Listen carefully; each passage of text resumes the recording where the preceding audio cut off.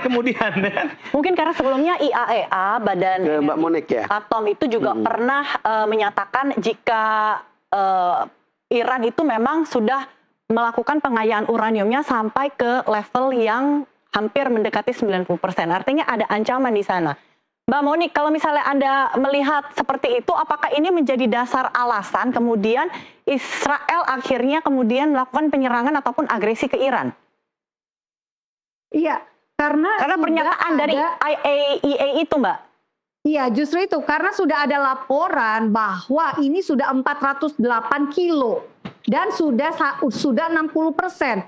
Syarat yang dibolehkan bagi Iran untuk menggunakan nuklir sebagai bentuk energi nuklir damai itu hanya 3,67%. 3,6. Jadi beda banget dengan 60% gitu ya. Jadi Iran sudah sangat memperkaya uraniumnya, mampu membuat bahan bakar, membuat bom nuklir. Saya sebetulnya ingin nanya satu dulu ke Mbak Monik. Tadi kan saya kasih tahu silakan. ke Prof Hik soal sindrom kejepitnya Israel. Oh iya. Kan kira-kira begitu ya. Apakah karena sindrom yang begini kan bisa jadi paranoid ya? Ketakutan, lalu kemudian apa-apa di sekitarnya, lalu kemudian sangat sensitif, lalu kemudian dor, kan kira-kira begitu. Pemahaman Anda tentang itu gimana? Oke, jadi begini Bang Don, di Israel itu ada namanya doktrin Begin. Doktrin Begin ini dinamakan demikian dari Menahem Begin ya? Israel, Menahem Begin, betul.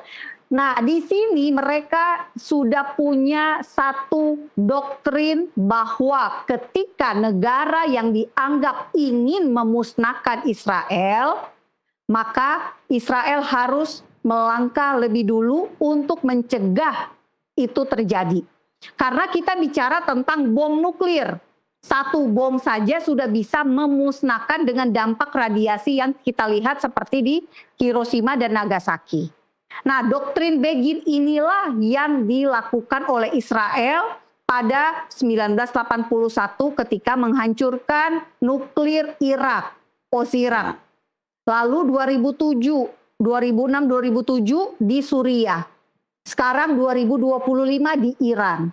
Jadi ini sebetulnya bukan langkah tiba-tiba. Semua Perdana Menteri, semua yang menjadi pejabat di Israel tahu doktrin Begin ini.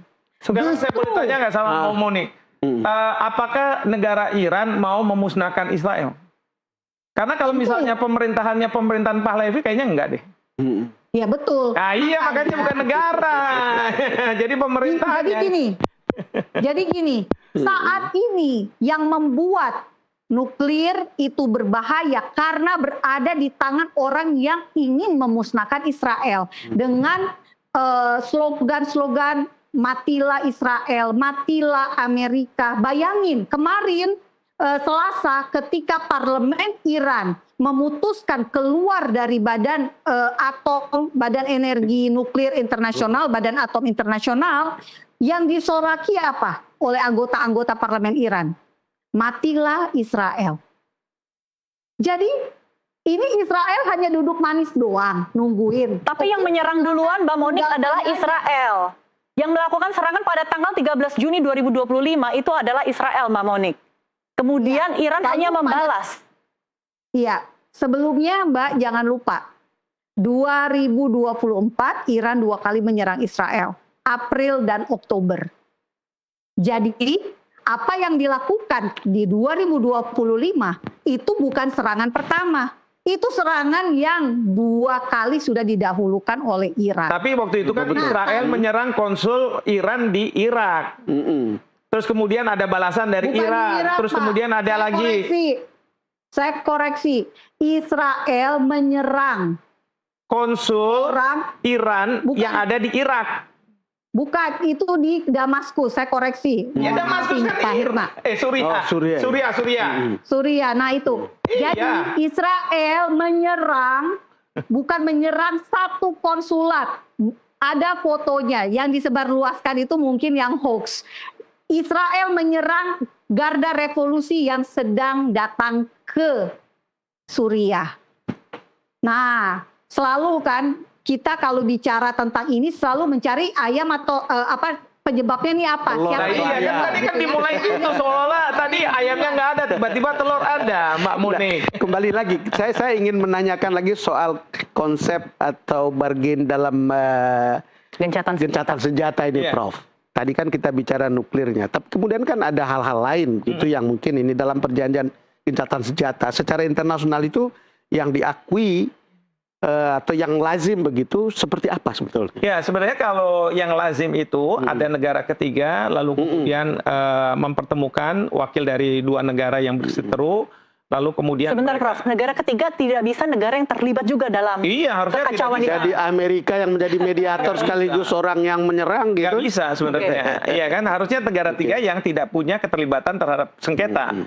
Lalu memediasi, lalu kemudian mereka mengatakan, oke, kita punya agreement, perjanjian terkait dengan gencatan senjata ini. Nanti ada syarat dan kondisinya. Lalu biasanya gencatan senjata ini harus diawasi. Nah, siapa yang mengawasi itu? Bisa aja nanti UN memandatkan PKO, Peacekeeping Operation misalnya gitu kan, untuk mengawasi supaya tidak terjadi letupan-letupan lagi. Dan kemudian juga bisa juga pihak ketiga. Nah, biasanya dilakukan seperti itu terms and conditions-nya. Nah, nanti kalau sudah sepakat, nanti bisa lagi ke tingkat yang lebih tinggi lagi, perjanjian perdamaian gitu ya. Nah, tapi yang terjadi di kemarin ini, Iya, itu belum ada apa-apa. belum ada apa-apa. Cuman Trump mengatakan 6 jam ke depan jangan ada serangan dari Iran.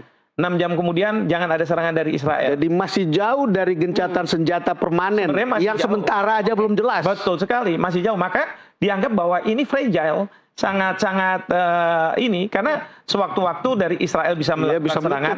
Tapi kalau Israel melakukan serangan, Trump udah bilang, saya nggak akan backup ya kamu ya. Kamu silakan menghadapi Iran sendirian. Oke. Iya kan? Bang Muni, kalau begitu apa yang mendorong Israel menyepakati gencatan senjata ini? Mengikuti inisiatif dari Amerika Serikat kah atau ada dorongan superpower dari negara-negara Eropa lainnya? Saya melihat dari sikapnya Netanyahu ya. Ketika Trump mengumumkan gencatan senjata, itu jam 3 pagi waktu Israel.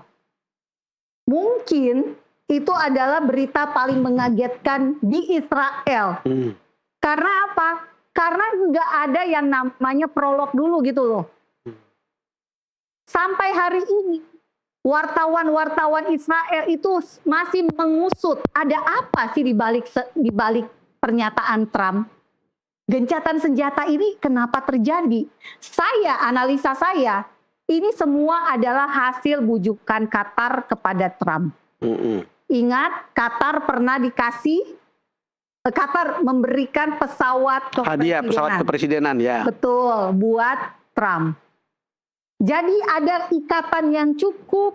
Ya, kalau analisa saya nggak mengatakan seperti itu, Mbak Moni. Analisa saya, kalau kita lihat cara bekerjanya Trump, dia itu bisa secara pihak gini, memaksa negara-negara lain, pokoknya kamu ikuti atau kamu menghadapi konsekuensi. Karena Trump bilang begini ke Israel, kamu gencatan senjata, kalau tidak kamu hadapi sendiri. Membuat yang namanya Netanyahu, Hegemoni AS ya. iya, mundur. Sama kan waktu Trump bilang semua negara-negara saya kenakan tarif yang tinggi. Perang dagang. Kemudian semua beberapa waktu takut semua kan termasuk kita. Sampai mohon maaf ya, kita harus minta negosiasi. Tapi apa yang terjadi terhadap Cina? Dilawan. Sekarang pertanyaan kita, Netanyahu berani nggak melawan apa yang dikendaki oleh Trump? Kalau dia berani, berarti dia ingin memperpanjang perang kan? Oke, Mbak Monik silakan dilanjutkan. Tadi belum selesai. Mungkin dipercepat sedikit, Mbak. Ya, jadi ketika Trump mengumumkan, ini tentu saja Netanyahu tidak bisa untuk melakukan target-target yang memang sudah ada di depan mata mereka. IDF sudah jadi pelatuk itu sebetulnya sudah mau tinggal dipencet. Jadi terputus, serangannya terputus, belum selesai gitu loh. Dari visi 12 dari target operasi 12 hari ini, mungkin yang mereka targetkan bisa saja 15 hari, let's say seperti itu. Artinya apa yang dilakukan oleh Trump itu betul-betul menurut saya adalah hasil negosiasi antara Iran ke Qatar, baru Qatar ke Trump. Iran sudah meminta bantuan Rusia. Jangan lupa, mereka sudah kepepet. Sampai hari ini, Ali Khamenei tidak tampak batang hidungnya. Jadi sekarang situasi di Iran, Mbak Monik, ini ilmunya Pak Don. Satu fakta bagaimana ditafsirkan dalam ilmu komunikasi kan. Jadi kalau misalnya saya bilang Iran ke Rusia dalam rangka bukan untuk kepepet terus dia minta bantuan, bukan. Justru dia ingin memberikan signal kepada Amerika Serikat bahwa Rusia itu akan berada di belakang saya. Tapi kalau Mbak Monik kan bilang kepepet gitu kan. Oke, baik. Oke. Mbak Monik, kita akan lanjutkan di segmen berikutnya. Karena selama sepanjang gencatan senjata ini berlangsung baru 2 hari, Israel juga sudah melakukan provokasi ke jalur Gaza. Itu akan kita bahas di segmen berikutnya. Tetaplah bersama kami di Doncast.